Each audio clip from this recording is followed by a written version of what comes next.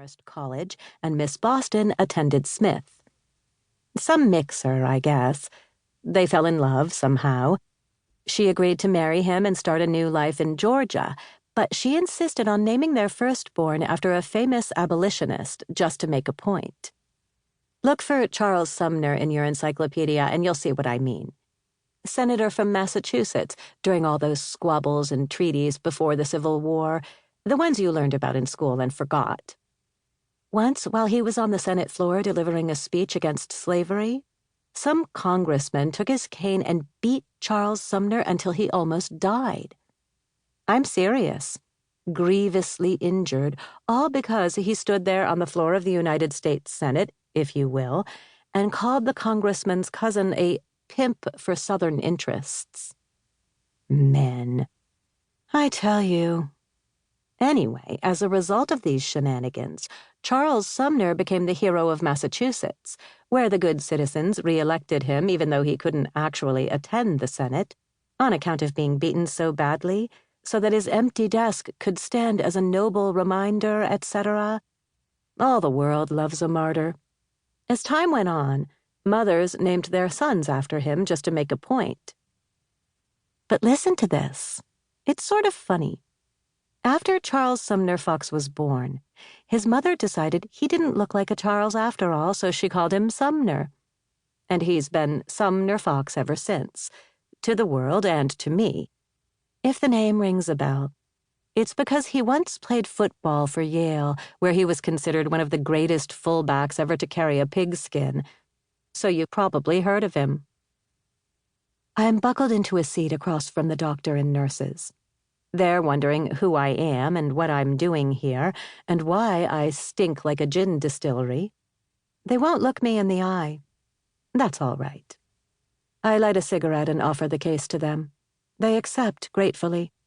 I light them up one by one with a fine gold Zippo loaned to me by my sister's lover, who doesn't actually smoke. Have you ever noticed how every single doctor and every single nurse smokes like a damn chimney? Not that I blame them. You see enough death and sickness and grievous injury, you need something to keep your nerves in order. We sit smoking, not looking at each other, smelling the human stink of the inside of a troop transport, the scorch of engine oil and aviation fuel. I wonder if they know who he is, this patient. Like I told you, it's all top secret. And believe me, the U.S. government is going to keep this one under lock and key for some time to come. It's a daisy, all right.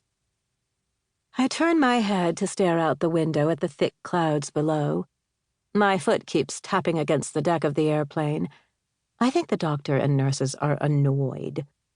But I can't seem to stop. I'm a bundle of raw nerves that no quantity of English gin and cigarettes can soothe. And it comes to me as I sit there strapped into my metal seat, blowing smoke from my parched mouth, that maybe this is why my sister saved my life all those ages ago when we were 8 years old. Iris saved me for this moment. And what I have done this summer, I have done to repay my debt.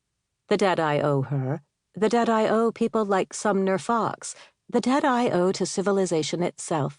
To all who came before me and saved me without my knowing it. Outside the window, the great humming engine changes key. The airplane drops. I stub out my cigarette and close my eyes. Within the hour, I'll know how our story ends. 1. Love is whatever you can still betray. Betrayal can only happen if you love. John le Carré.